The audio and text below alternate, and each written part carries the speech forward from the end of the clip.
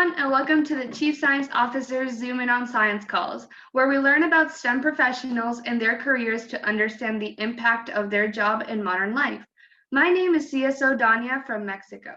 I'm very excited to host today's call, so for all of us to enjoy this experience, please mute your microphones and post your questions at any time during the presentation in the chat box.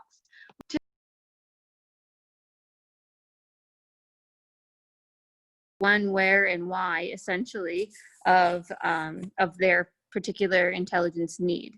So once I help them articulate that and we write it up into a requirement, we take that information and that's when we task it to different collection platforms or different systems.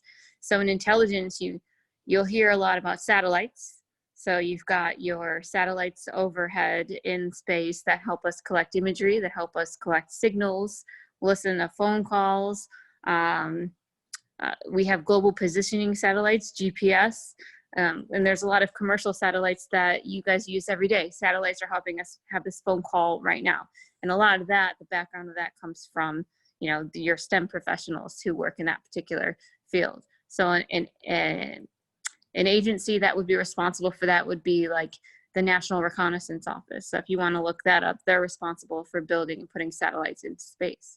And the National Geospatial Intelligence Agency takes those satellites and then tells them what to collect. So I help the analysts figure out what they want to know. We put it into a requirement. We task it to a system. So I talked a lot about satellites. We also have measures and signatures intelligence, which is collecting different signatures on the ground. So if you think of like a tornado or an earthquake has a signature, something that we can see and feel. We know how to determine the magnitude of an earthquake by the Richter scale. That's all science, right? So the same kind of science that goes behind determining an earthquake can help us. We can use that science to find particulates on airplanes, right? That to help us find highly explosive materials that violent extremist organizations are building or planting somewhere, stuff like that. So we've talked about the geospatial intelligence, the measures and signatures intelligence. We also have open source intelligence. And a lot of you will participate or have a lot to do with this, right? So open source intelligence is the open source materials that we find on the public domain. So your internet, your social media, your Google, all of those things. I help analysts figure out what they don't want to know or what they want to know, because the amount of information that's on the open source, the publicly available domain, is endless. So we have to have specific analysts to go in and look for the information that they want, or target that in a specific direction to find the information that they need. So geospatial, measures and signatures intelligence, open source, we have human intelligence, and that's kind of the science of humans, right? So we need to find something that only a human source can get into. So an actual person that we've trained to be a spy, all the stuff you see on TV, right? Maybe not as cool as you see on TV, but they take those, they build sources and methods. So they go and they recruit spies themselves and they go pay people to get information.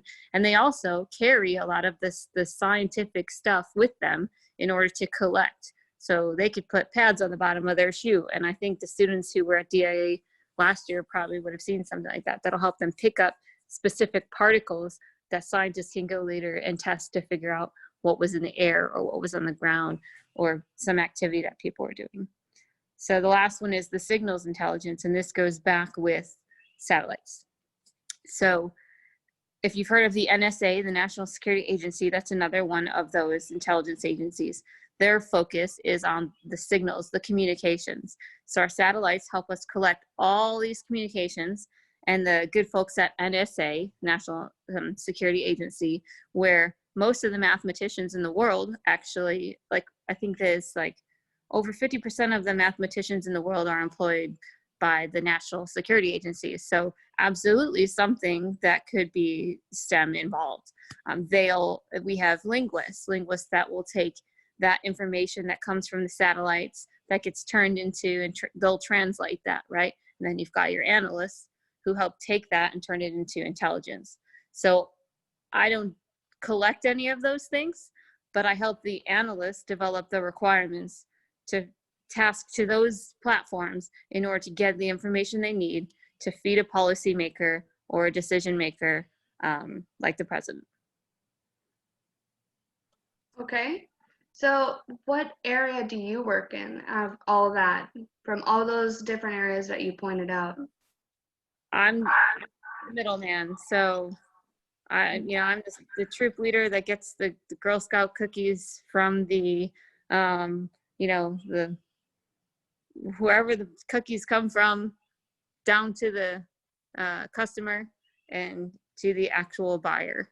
So I help the analysts get the answers to the information that they need. And I communicate back and forth with the analysts. Maybe they didn't get what they needed. Maybe they needed something else. Maybe what they're asking for is something we can't do. Maybe I can recommend a different strategy for them. So I basically help them build strategies and articulate what they don't know. Okay. So thank you very much for telling us about what you do and your work. While we were learning about what you do, participants have left some questions in the chat. But first, I'm going to start with some pre-made questions that I already had written down. So what is your favorite part of your job? Well, right now I'm an instructor, actually. So I went to college for education, and I taught elementary school. And now I'm working back in that field to teach, our future intelligence officers about collection management. So I spend a lot of my time doing that. And actually right now, I'm a student. So part of working for my agency has certain opportunities. And one of those opportunities was for me to get my master's degree, which is why I'm here right now. Normally in a like the DIA facility or anywhere where you have a clearance, you can't have a cell phone. You can't have anything that records information.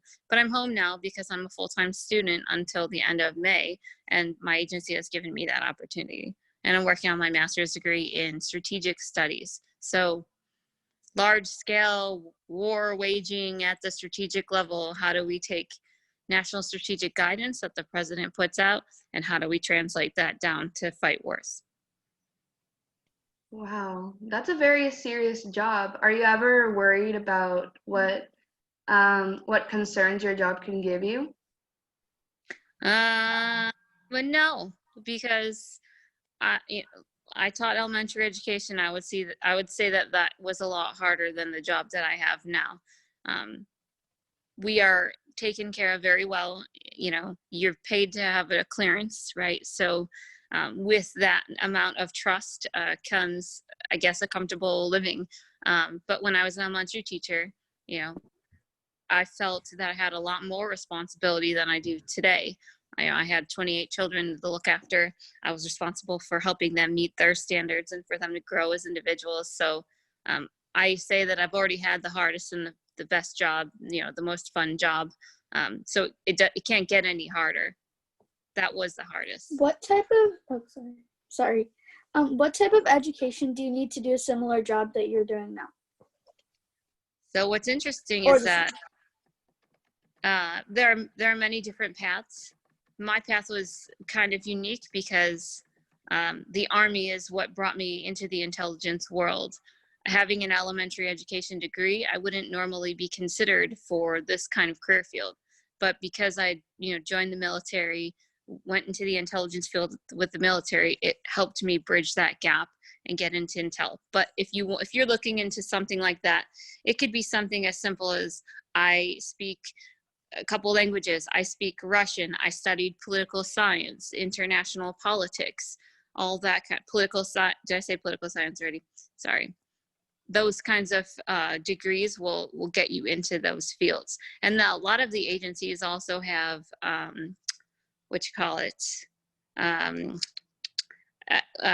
internships, excuse me. So when you're in college, you're going to university and you get towards your junior or senior year and you want to do something like that, they all put out on their websites internship opportunities. Okay, we're going to continue with the questions that I already had written down. Sure. So What skills do you have to apply? Danya, I'm going to call a Jake break. Excuse me? We're calling a Jake break. I want everybody to find CSOs a mug with something fun on it. You have 2 minutes. Bring it and show it on the screen. 2 minutes, it's so long. You got 48 Let's see if you seconds. can find a mug with something fun on it. Go, go, go, go, go. Jake break.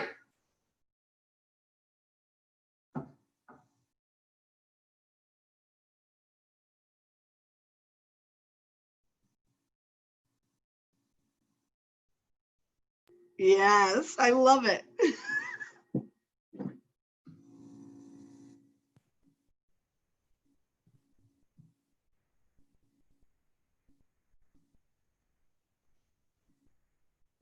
You're so mean. What do we got? I got a whole Christmas mug. on the one. Look at this. It's going all through a house. CSO Sarah's just running. You're making fun of us. No, Hey. we're gonna build these in so that it's interactive, so it's not just sit and listen. I have leftover Christmas mugs. They I were actually- on sale. They were on sale. Should you blame me? This was a gift from a student a long time ago. Thomas, what you got? See, Thomas, what is it? It's a door? A mug with doors. Not quite. It's a special mug because when you put something hot in it, it has images that go in, like kind of like a church picture. Ooh. So if you have like hot water in it, it shows a special picture. I'm not sure that's a mug, Tristan. And I'm not sure it's appropriate for your age. Okay, so cool, Shreya, did you find one? Yeah. Oh, there we go. There we go. Abdullah, are you even on? MBA and what was the university? Yeah, I'm here. I'm listening. Wait, what did I Your mug. I read want it? to see your mug. Oh, so I have a UT Austin mug, and I think it's my dad's because it has an MBA on it, and so yeah. That's Sorry, awesome. do you Nice. What a No, good we got a Jake mug. break. I love it. What What'd we you got get, here, Mo? Mo? Let's see No what you got, lights. Mo. Oh, I like it. More holiday. I love it.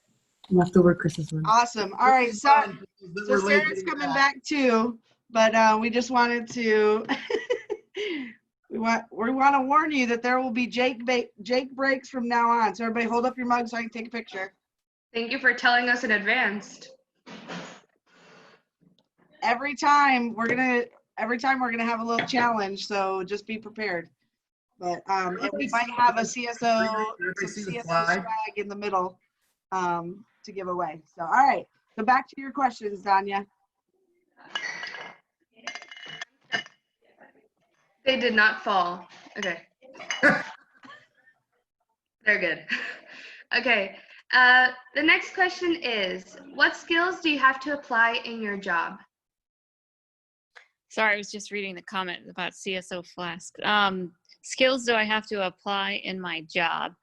Well, a lot of critical thinking. Right now, reading, writing, critical thinking, creative thinking, a lot of taking what I'm reading and analyzing it and synthesizing it into, the written form. I just finished my final paper for school, which is about 25 pages about changing our cultural lens, about how the U.S. is failing at cultural policy and how it's affecting our foreign policy and our actions and making the U.S. look bad. So that I just finished, got an A, yay. And I'm currently writing a paper on global security in Africa. So a lot of critical thinking right now. Okay. Last question that I have pre-made. What advice would you give to your 14-year-old self? Ugh. Interesting question. I would probably have started looking at college earlier. My situation was a little bit different. I had a little bit of a rough childhood, so I didn't necessarily have parents out there looking out for me and helping me figure out what it was that I wanted to do when I grew up. And I think the Army took me in a lot of directions I didn't expect to go. So I knew I always wanted to teach. I always end up coming back to teaching. My next Army Reserve assignment is going to be teaching. So, everything else has just kind of happened. So you have to, be flexible.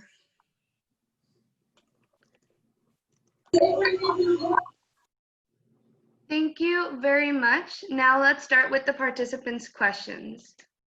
Oh, I first brought a one- mug. It's a little German Christmas mug with Uh-huh. an elf. That's cute. So the next question from the participant, well, the first question is from CSO Tristan. Do you ever work with DARPA? And if so, have you gotten to test out their new Spot Dog thing or Boston Dynamics Sandfleet? No and no. So we work with a lot of the agencies we work with the ones that I talked about, the different intelligence agencies. So CIA, not so much FBI because you've got domestic and you've got international issues. Sometimes there's bleed over, but I work with the services, Army, Navy, Marines, Coast Guard, Air Force. I'm going to an Air Force school right now. So NSA, NGA, NRO, they call them the 3-letter agencies. If you Google that, you'll probably find a list of them. Okay. What are you studying right now in school? From CSO Shreya. Sorry if I pronounced that wrong. It's a Master's of Strategic Studies. So it's kind of like a master's degree in strategy. So there's not necessarily, so my follow-on job will be working with partner engagement. So I'll be working with Middle East and North Africa partners to help them build their intelligence capability. So my strategy is kind of focused towards, or my studies are kind of focused towards that right now, like what my next job will be. Okay. Next question is from Kelly. What has been your favorite experience with the DIA or DIA? DIA. So, I was able to live overseas for about 5 years. I just moved back 2 years ago. So, what's really cool about working in intelligence is that I can take you all over the world, right? And so can the military. The military took me to Afghanistan 2 separate occasions, but this took me to Europe, and I lived in England for 5 years. So got a chance to work with the British partners there as a liaison officer. That was really cool, but I also got to travel for 4 years. So every month for about 4 years, we were going somewhere in Europe. And That's DIA very took me there for free. That's very cool. So CSO Mo asks, how do the agencies communicate with each other? So we have different networks. Right now, you and I are communicating on what we in the intelligence community call open source, or NIPR. I can't remember what it stands for, but we have 3 different systems. We have NIPR, we have SIPR, and we have JWICS. So NIPR is your unclassified network, SIPR is your secret network, and JWICS is your top secret network. And I don't know the science behind how all those different networks work and how we keep them secure, but we have different levels of conversations on the different networks based on the mission that we're working. Okay. Does anyone have more questions?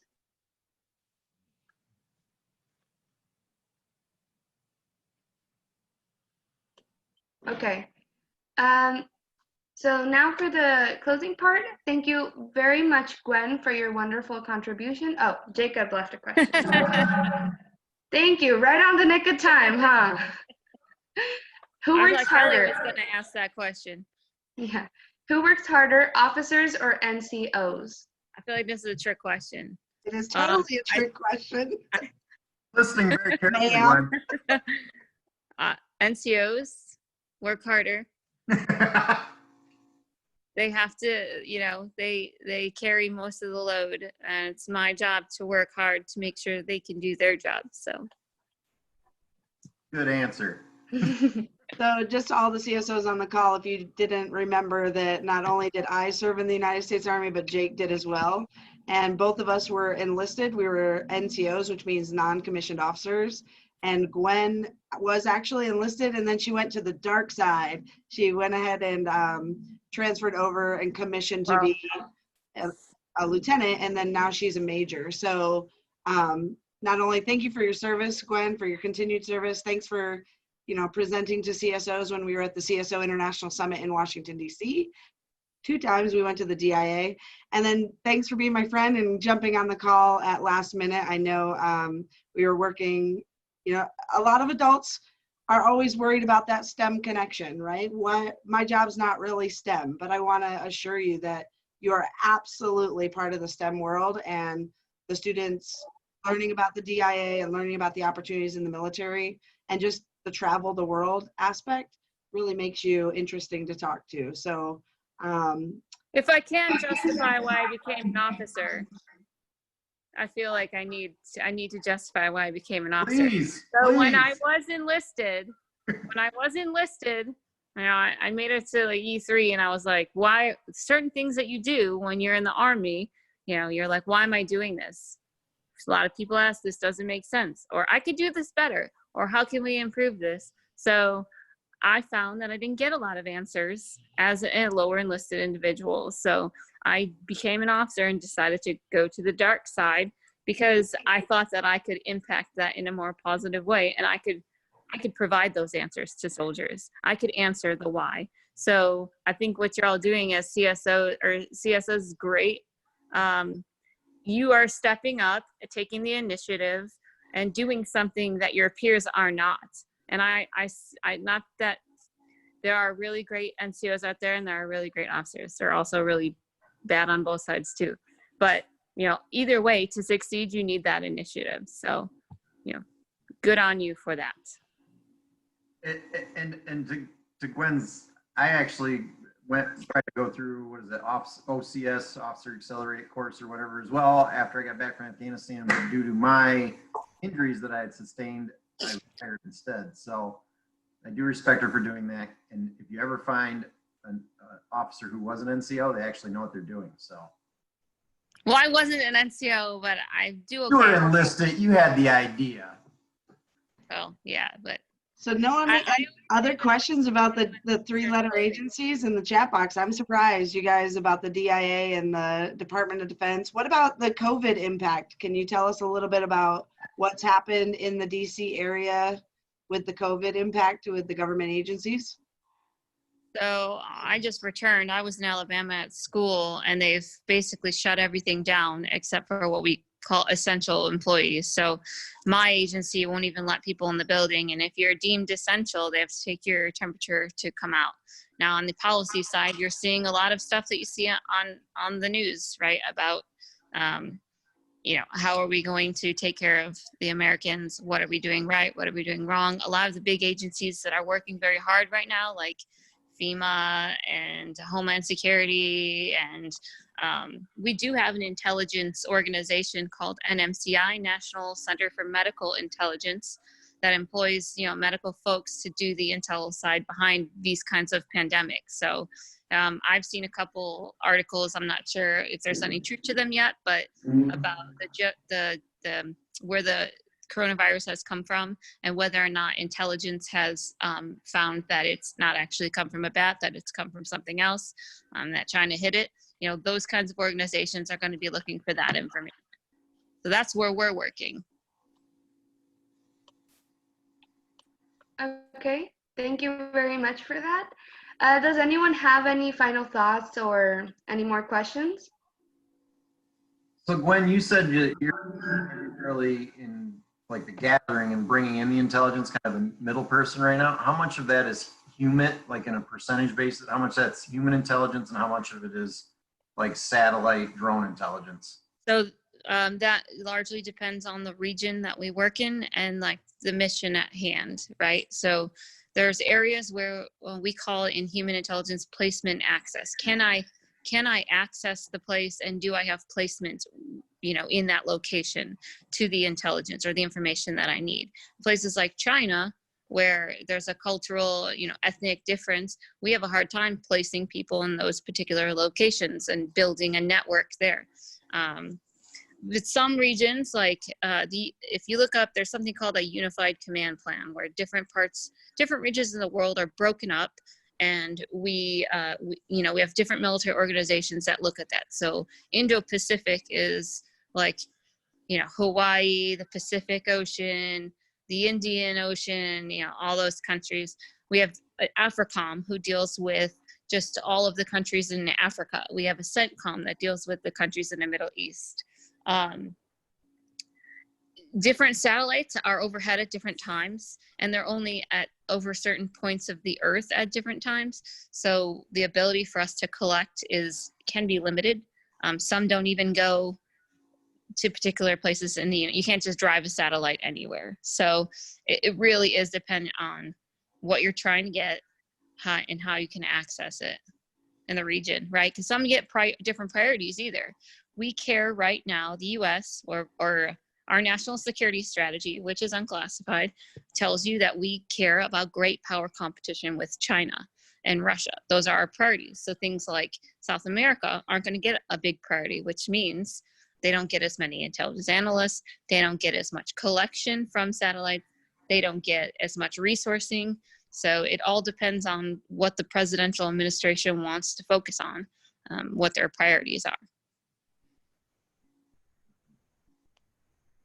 Any more questions, Jacob? Looks like an interrogation here.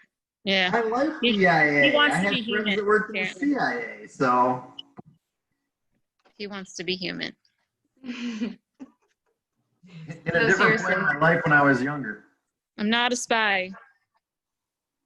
My job is not that cool. I don't want to lie for a living. But you are very cool. So again, go ahead, Danya, you can wrap it up. Thank you so much for jumping on, Gwen. Actually, another CSO sent me a question, CSO Mo. Is the agency fully controlled by the president and his decisions? Is the agency? No. So how do I answer that? Chief staff and there's leadership. The president sets their priorities. So you can find those priorities in the national security strategy, the national military strategy. There's all sorts of other strategic guidance that exists. Now, like Kelly said, every organization also has their own leadership. So the head of the intelligence organizations is the DNI, the Director of National Intelligence. And they're supposed to bring together the heads of each different intelligence agency. But each agency also has their own focus, right? So like Department of Homeland Security runs TSA and ICE and Customs and Border Patrol and all of those organizations. FBI has different priorities. So it's all nested, right? So if we talk about great power competition with China, like I said before, with the national security strategy, president cares about China. That trickles down to every other organization, and it will trickle down ultimately to that Indo-PACOM I talked about, the command in Hawaii that deals with China, but it touches every other area as well. Here's mine.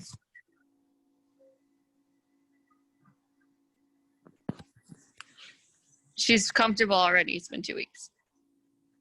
Same here. So now do I wrap up or does someone else have questions? Going once. Not targeting you, Jake. No, absolutely not.